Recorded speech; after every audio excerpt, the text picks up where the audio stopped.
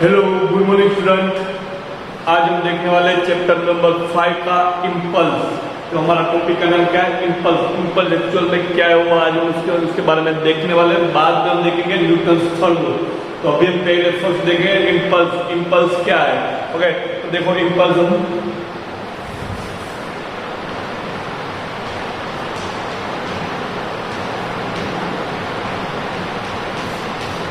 Impulse, what is the impulse? Impulse कुछ नहीं है कि शॉर्ट टाइम में से कोई एकदम माइक्रोसेकंड टाइम में लगने वाली फोर्स। ओके, कोई एकदम शॉर्ट टाइम लोग ऐसा लोग शॉर्ट टाइम में जो लगती है वो फोर्स उसको क्या बोलते हैं? इम्पल्स बोलते हैं। ओके, अब देखो इम्पल्स का हम फील करते हैं कि कैसा होता है इम्पल्स, क्या है एक्चुअल में इम्पल्स क्या है। अब देखो मैंने एक बॉल लिया, अब देखो एक प्लेयर है, फुटबॉलर है, और एक मैंने क्या लिया, फुटबॉल का एक बॉल लिया। अब देखो वो प्लेयर इस बॉल को कॉन्स्टेंटली उसको क्या कर रहा है? 10 न्यूटन का फोर्स लगा रहा है। कितना लगा रहा है? 10 न्यूटन का फोर्स, और 10 सेकंड के लिए वो फोर्स लगा रहा है। कितने सेकंड के लिए? वो 10 न्यूटन का फोर्स लगा रहा है, और कितने सेकंड के लिए? 10 न्यूटन फोर्स के लिए, 10 सेकंड के लिए। कितनी? 10 न्यूटन, और कितनी सेकंड? 10 सेकंड के लिए। कितनी सेकंड के लिए? 10 सेकंड के लिए। इसका मीनिंग क्या हुआ कि वो फुटबॉलर इस बॉल को 10 सेकंड के लिए 10 न्यूटन फोर्स लगाएगा, तो क्या करेगा? उसके लिए कंटिन्यूअस फोर्स लगाएगा, तो उसके पैरों से एक बॉल और जो प्लेयर उसका पैर दोनों कैसे हो गए? टच में रहेंगे। कितनी सेकंड के लिए? 10 सेकंड के लिए। कितनी सेकंड के लिए? 10 सेकंड के लिए। कंटिन्यूअसली वो क्या लगा रहा है? फोर्स लगा रहा है। क्या लगा रहा है? कंटिन्यूअसली फोर्स लगा रहा है। तो सिंपल समझ सकते हैं कि ये जो हमारा प्लेयर है वो प्लेयर इस पे कितनी सेकंड के लिए? 10 सेकंड के लिए कांस्टेंट फोर्स लगा रहा है। कैसा लगा रहा है? Constant force. अब देखते हैं वो इसका ग्राफ देखते हैं। क्या देखते हैं? ग्राफ। तो ग्राफ देखते हैं तो हम देखो यहाँ पे फोर्स ले लो, यहाँ पे हम ले ले सेकंड ले ले, यहाँ पे देखो 10 न्यूटन किसके? कितनी सेकंड के लिए? 10 सेकंड के लिए। कितनी सेकंड के लिए? 10 सेकंड के लिए। ओके, तो अब इसके वो इस तरह इसको सिर्फ फोर्स लगा रहा है, कंटिन्यूअसली फोर्स लगा रहा है। किस तरह? कंटिन्यूअसली।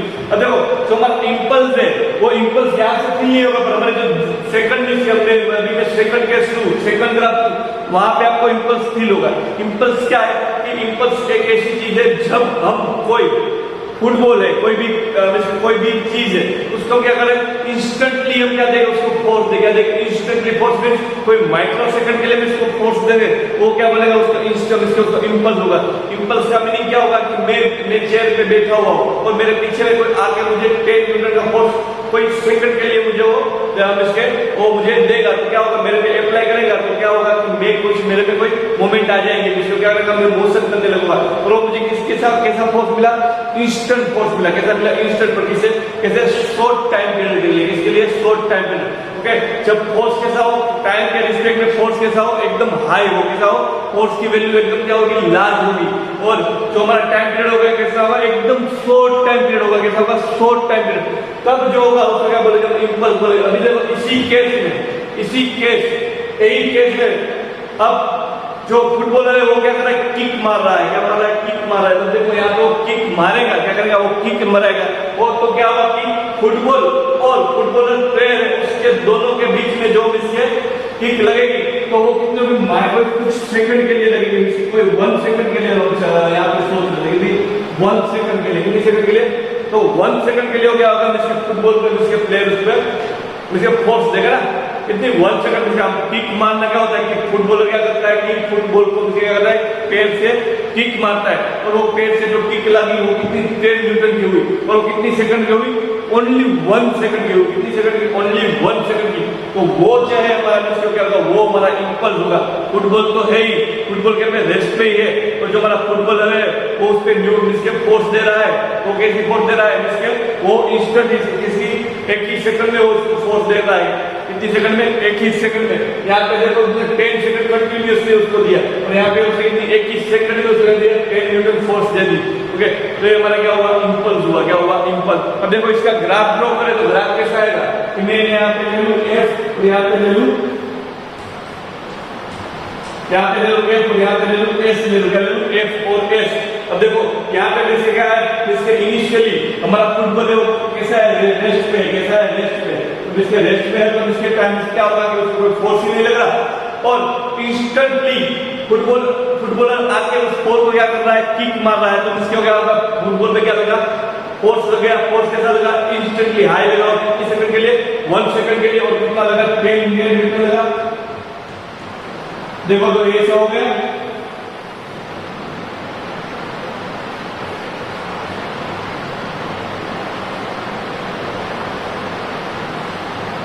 न्यूटन हो गया, ऐसा समझ रहे हो, ये कैसा हो गया, 10 न्यूटन फोर्स हो गया, कितने सेकंड के लिए, 1 सेकंड के लिए हुआ। देखो यहाँ पे मेन वैल्यू 2 सेकंड हो जाता है, 3 सेकंड, तो 1 सेकंड में कितना लगा, यहाँ पे देखो 10 सेकंड लगा, और यहाँ पे कितना लगा, 1 ही सेकंड में कितना फोर्स लगा। ओके, तो फिर ये जो केस है हमारे, इसको क्या बोलते हैं, इस केस को बोलते हैं इंपल्स बोले, शॉर्ट टाइम में, इसके एकदम शॉर्ट टाइम में लगने वाली फोर्स, उन दोनों का मल्टीप्लिकेशन करेंगे तो जो हमें मिलेगा, जो वैल्यू मिलेगी, वो क्या होगी, हमारी इंपल्स होगा।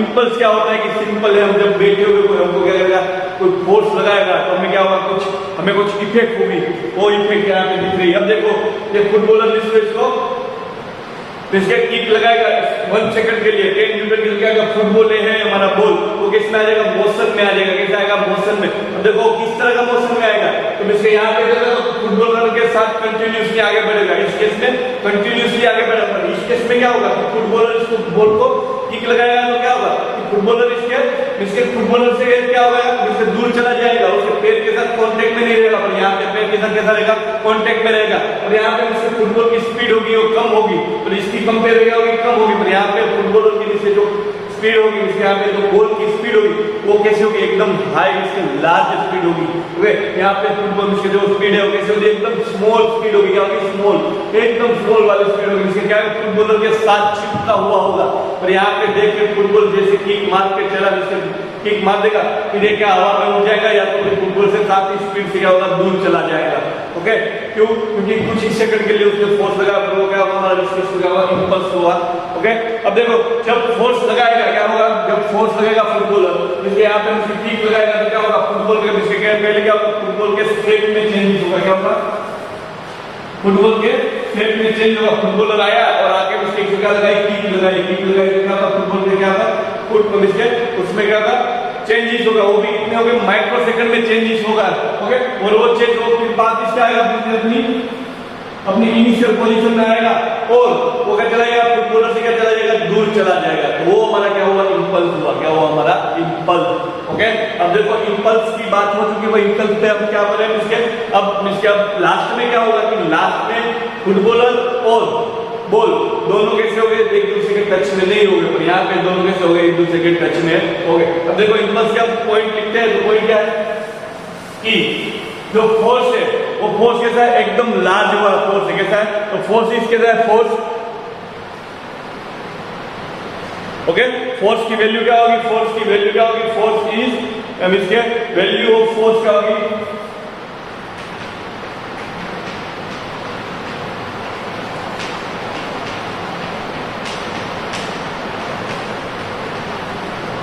Large.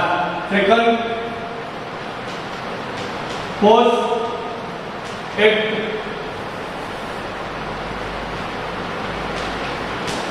On, force act on, force act on ball very small time, force जिसके यहाँ पे force act for a very small time period लिख सकते हैं, force act for very small time period.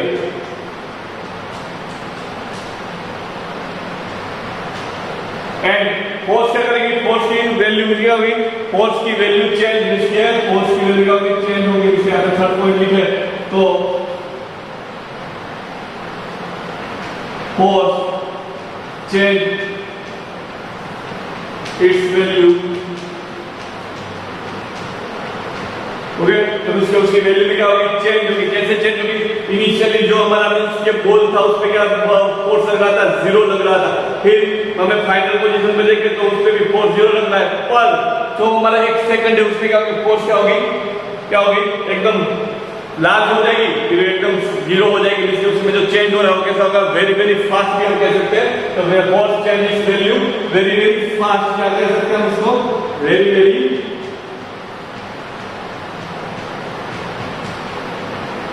Fast, इसके हिसाब से बोल सकते हैं किसी जगह एकदम वेरी वेरी क्या हो रही है, फास्ट हो रही है। ओके, अब देखो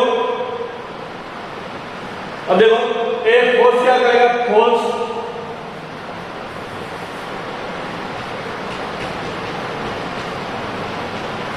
क्रिएट क्या करेगा, force create a sudden momentum, sudden momentum, change in momentum, क्या करेगा, sudden force create change in momentum.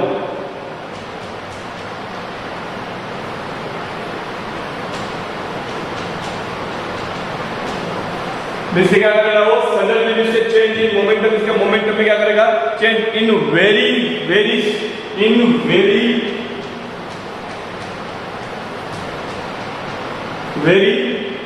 Small time period.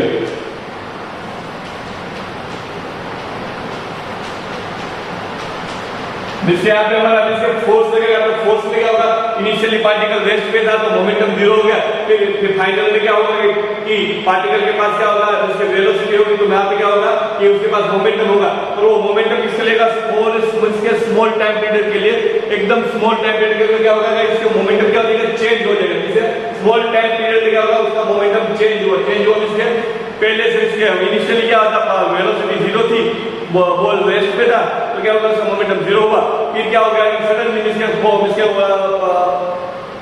Suddenly हमारे इसके फुटबॉलर ने उसके किक लगाई, तो उसके मोमेंटम क्या होगा, सडनली चेंज हो गया, सडनली चेंज हुआ, क्यों, क्योंकि उसने क्या लगाई, किक लगाई, तो फोर्स लगा तो एक्सेलरेशन जनरेट हुआ, तो वेलोसिटी जनरेट हुई, और वेलोसिटी जनरेट हुई तो क्या हुआ, मोमेंटम को मिला। ओके, अब देखो मोमेंटम है हमारा, वो कैसा होगा कि वेरी वेरी स्मॉल होगा, इसलिए क्या होगा, सडनली चेंज होगा, क्या होगा, चेंज हो रहा, मैं क्या बोल रहा हूँ, चेंज हो रहा है, जीरो हो रहा है ऐसा नहीं कि वैल्यू उसकी क्या हो रही है, लार्ज हो रही है, क्या बोला, चेंज हो रहा है, क्या बोला मैंने यहाँ पे, बोला चेंज हो रहा है, क्या बोला है, चेंज, यहाँ पे क्या होगा, वो चेंज हो रहा है। ओके, अब देखो फिफ्थ पॉइंट है कि impulse directly proportional to, impulse directly proportional to change in momentum.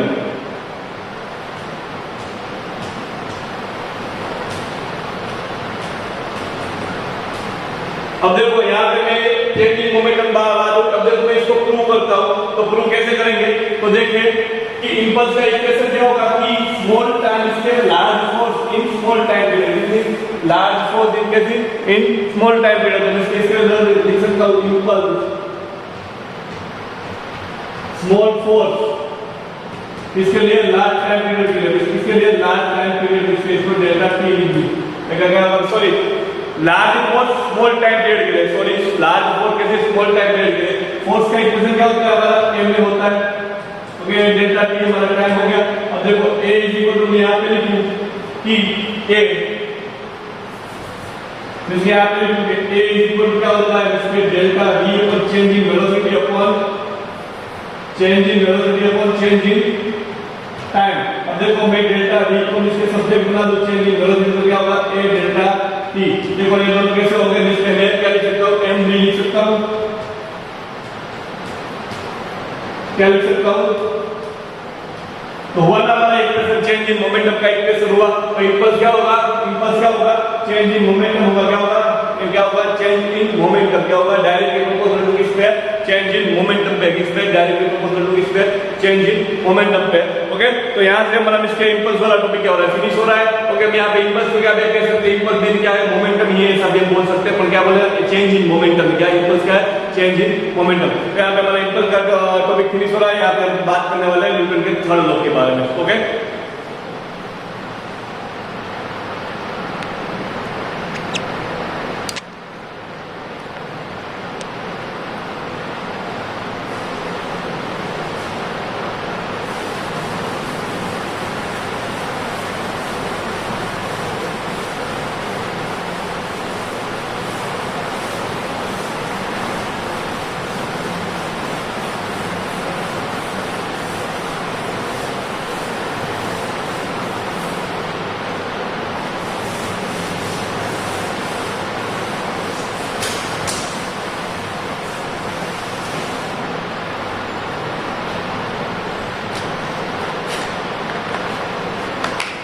अभी यहाँ से हम देखते हैं न्यूटन का थर्ड लॉ। न्यूटन का थर्ड लॉ क्या है? ओके, तो Newton third law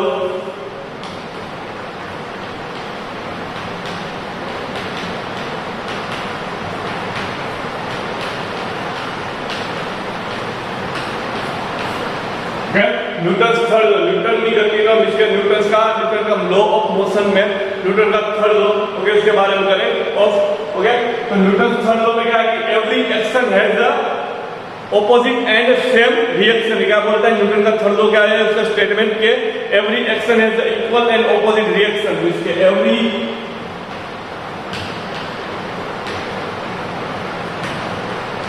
action has equal and opposite reaction। तो इसका मीनिंग क्या हुआ कि जितने भी फोर्स है, क्या है, जितने भी फोर्स है वो क्या है, सभी फोर्स किसमें लग रहे हैं? पैर में लगते हैं। किसमें लगते हैं? पैर में। क्यों? क्योंकि मैं क्या बोल रहा हूं, every action always opposite and equal reaction. इससे क्या होता है? इसको एक्शन और रिएक्शन का भी, एक्शन और रिएक्शन भी इसको बोल सकते हैं। क्या बोल सकते हैं? एक्शन और रिएक्शन। तो सिंपल है कि every action has a equal and opposite reaction. अब मैं आपको सिंपल बताऊं कि आप जब कोई स्प्रिंग है, क्या है कोई स्प्रिंग, तो कोई स्प्रिंग को आप प्रेस करोगे, क्या करोगे? प्रेस। तो आप क्या करें? स्प्रिंग को प्रेस करो। तो सिंपल है,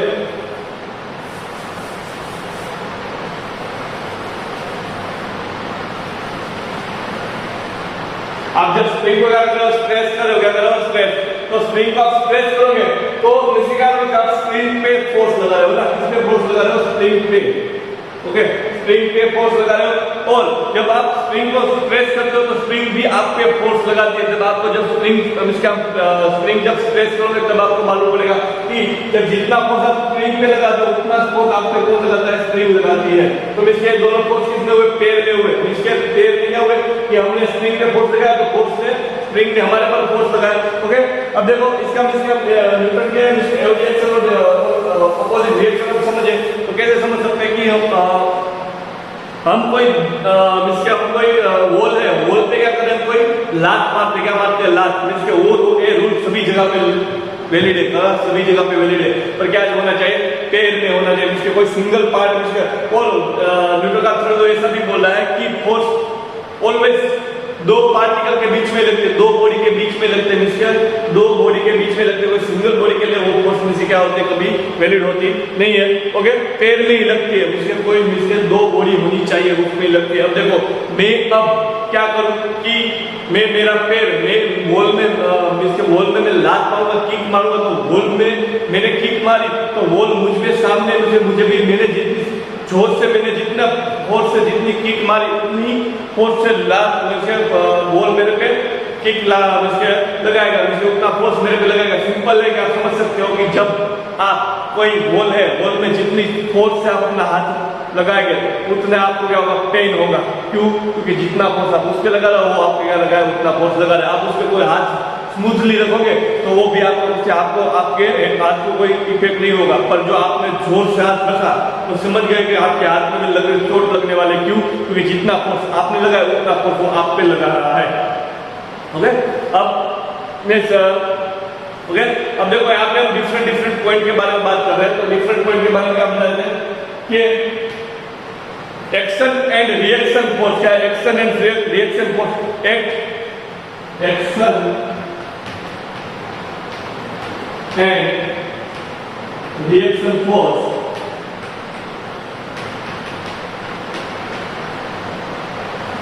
act on different body। Okay, action और रिएक्शन फोर्स हमें सभी हमारे पहले तो इसके आपको ये क्या रखना है कि एक्शन और reaction force always act on different body. किस पे होती है? On different body. उससे पहले हम क्या कर लेते हैं? इसके हमारा सेकंड पॉइंट हो गया है कि force always act in pair. Okay, और फोर्स ऑलवेज किसमें होती है? पेयर नहीं होती है। जिससे क्या होता है? फोर्स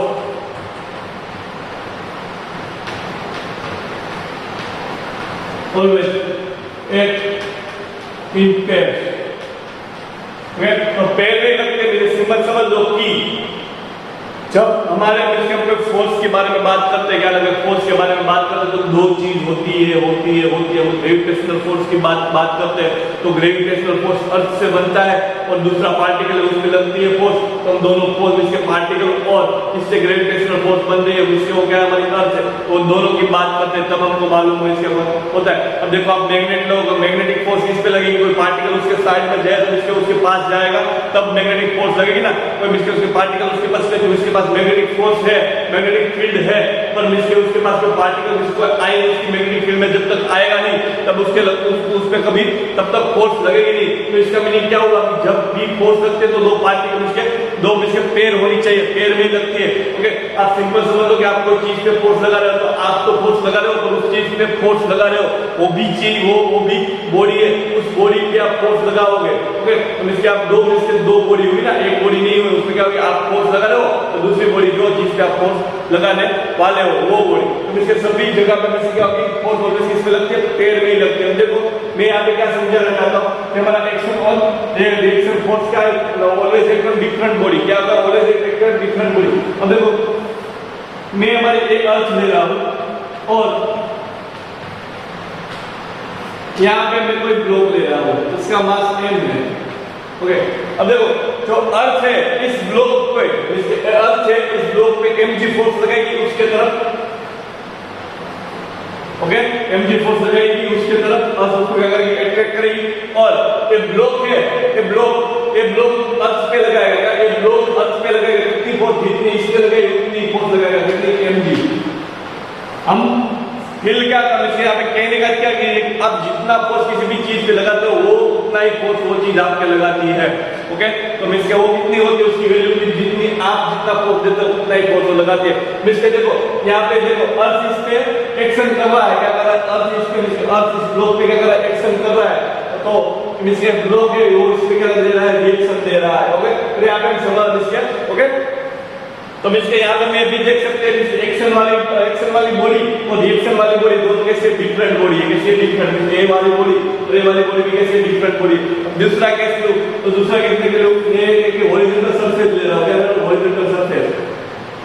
अब देखो यहाँ पे मैंने एक ब्लॉक रखा, क्या रखा यहाँ पे मैंने क्या रखा एक ब्लॉक रखा, तो इन दोनों ब्लॉक के बीच में क्या होगा, इसके दोनों कैसे कांटेक्ट में तो क्या लग रहा है इसके बीच में क्या लग रहा है, इसके बीच में क्या लग रहा है, इसके नॉर्मल रिएक्शन लगता है, क्या लगता है नॉर्मल रिएक्शन। अब देखो एक ब्लॉक है, ब्लॉक इस सरफेस पे क्या लगेगा नॉर्मल रिएक्शन लगेगा, ब्लॉक है वही सरफेस पे क्या लगेगा नॉर्मल रिएक्शन लगाएगा। अब देखो ये नॉर्मल रिएक्शन ये ब्लॉक लगा, इसके ब्लॉक नॉर्मल रिएक्शन इस सरफेस पे लगाएगा, तो सरफेस इससे क्या लगेगा नॉर्मल रिएक्शन लगाएगा, क्या लगेगा ये सरफेस इसके भी क्या लगेगी नॉर्मल रिएक्शन, जितने नॉर्मल रिएक्शन लगाए उतने नॉर्मल रिएक्शन ये सरफेस उस पे लगाएगी, तो ये हमारा क्या होगा R। तो इसके देखो एक है हमारा एक्शन वाला फोर्स है, जो इसके हमारा इसको एक्शन वाला फोर्स है, इसके देखो ये मास m है, वो इस पे एक्शन इसके एक्शन इसके सरफेस पे लगा रहा है वाला फोर्स एक्शन है, तो ये भी हमारा किस पे लगा रहा है, क्या इसके रिएक्शन दे रहा है। अब देखो यहाँ पे इसके समझ में इसके आपको ऐसा लगेगा कि ये तो सरफेस पे तो ब्लॉक ऐसे ही पड़ा होता है, पर देखो सरफेस कोई भी सरफेस लो वो सरफेस जिसके उस ब्लॉक पे फोर्स लगाती है तभी वो फोर्स इसके तभी वो ब्लॉक वहां पे रेस्ट पे रह सकता है। अब देखो वो सरफेस उस ब्लॉक पे फोर्स नहीं लगाएगी तो वो ब्लॉक सीधा नीचे चला जाएगा। ओके, अब देखो यहाँ पे कोई भी इसके हमारे आसपास जितनी भी सरफेस है वो सभी सरफेस सभी चीज उस पे लगने वाला उस पे जो सभी चीज है वो सभी चीज क्या लगाती है एक दूसरे पे फोर्स लगाती है, तभी दोनों एक दूसरे के साथ स्टेबल रह सकते हैं। ओके, समझो, तो इसके दोनों किस पे लग रहे हैं पैर में लग रहे हैं, देखो यहाँ पे कैसे लग रहे हैं पैर में लग रहे हैं। ओके, अब देखो और हमारा इसका थर्ड पॉइंट कैसे है कि this pair are of the same nature of force, okay कैसे है दिस पेयर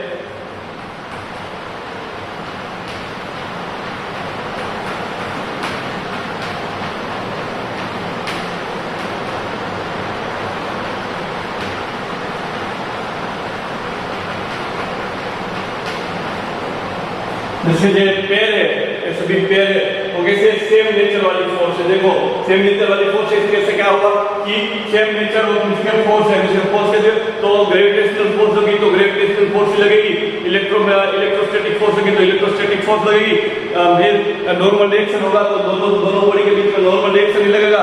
ओके, फिर फ्रिक्शन फोर्स होगा तो दोनों बॉडी के अंदर बीच में क्या लगेगा, फ्रिक्शन फोर्स ही लगेगा।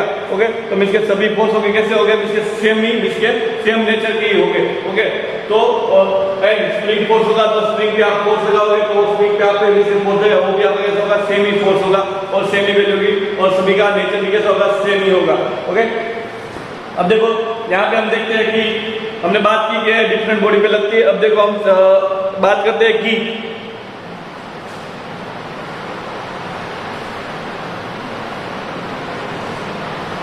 ओके, तो यहाँ पे ऐसा भी बोल सकते हैं कि एक्शन में रिएक्शन जैसे कोई बॉडी को इसमें रिएक्शन कर रहा है और रिएक्शन कर रहा है, मींस के जो एक्शन हो रही है उसका कॉज रिएक्शन है ऐसा हम बोल नहीं सकते, जो एक्शन है उसका कॉज रिएक्शन है ऐसा हम नहीं बोल सकते। ओके, वो एक्शन और रिएक्शन इसके दोनों में किसी बॉडी को हम कह सकते हैं ए एक्शन है तो रिएक्शन है, तो ये रिएक्शन है तो रिएक्शन है, हमेशा नहीं जब कहना कि ए एक्शन है तो ये रिएक्शन ही है। ओके, पर ये इसके दोनों में से किसी को भी हम एक्शन और रिएक्शन में ले सकते हैं, ऐसा जरूरी नहीं है कि दोनों को इसके एक्शन लगा तो कॉज हुआ। ओके, पहले रिएक्शन भी लग सकता है फिर एक्शन हो सकता है। ओके, पहले रिएक्शन भी होता है फिर क्या होगा, एक्शन भी हो सकता है, ऐसा जरूरी नहीं कि दोनों के एक्शन हुआ तो उसके कॉज में क्या होगा, रिएक्शन हुआ। ओके, तो हमारा थर्ड पॉइंट है, इसके फोर्थ पॉइंट ले तो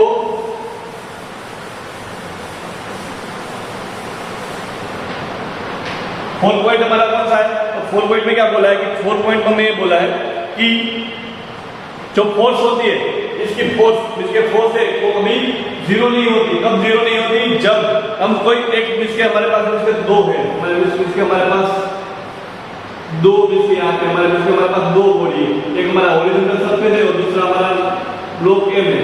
अब देखो ब्लॉक एम और हॉरिजॉन्टल सरफेस है तो इसके इन दोनों की फोर्स कैसी है, सेम है और ऑपोजिट डायरेक्शन में। देखो इसको इसके ब्लॉक पे लगने वाली इसके force on block bye horizontal surface, तो मैं क्या कर रहा हूं, ब्लॉक का बी लिख रहा हूं, हॉरिजॉन्टल सरफेस का एच लिख रहा हूं, क्या लिख रहा हूं, force on block bye horizontal surface. और उसके ऑपोजिट में भी क्या होगी, ऐसी फोर्स होगी तो कैसी होगी, force on horizontal surface by block, इसको क्या लिख सकते हैं, एफ एच बी। देखो ये दोनों एक दूसरे के ऑपोजिट है, पर इन दोनों के बीच का मीनिंग ऐसा नहीं कि इन दोनों के बीच में लगने वाली फोर्स जीरो है, इन दोनों पे लगने वाली इन दोनों के बीच में फोर्स तो जीरो है ही, पर इसका हम नहीं कह सकते कि नेट फोर्स जीरो है। क्या यहाँ पे कोई मोमेंट दिख नहीं रहा, ऐसा नहीं बोल सकते कि इन दोनों के बीच में लगने वाली नेट फोर्स क्या है, जीरो, ऐसा हम बोल सकते नहीं है। पर इन दोनों को हम क्या करें, सिस्टम ले ले, क्या ले ले, सिस्टम, क्या ले ले, सिस्टम ले ले, तो हम क्या ले सकते हैं कि नेट फोर्स क्या है, जीरो कह सकते हैं। क्या हम सिस्टम ले लेते क्या कह सकते हैं, नेट फोर्स क्या लगने वाली है, रिएक्ट मेथड क्या कह सकते हैं, जीरो कह सकते हैं। क्या कह सकते हैं, जीरो।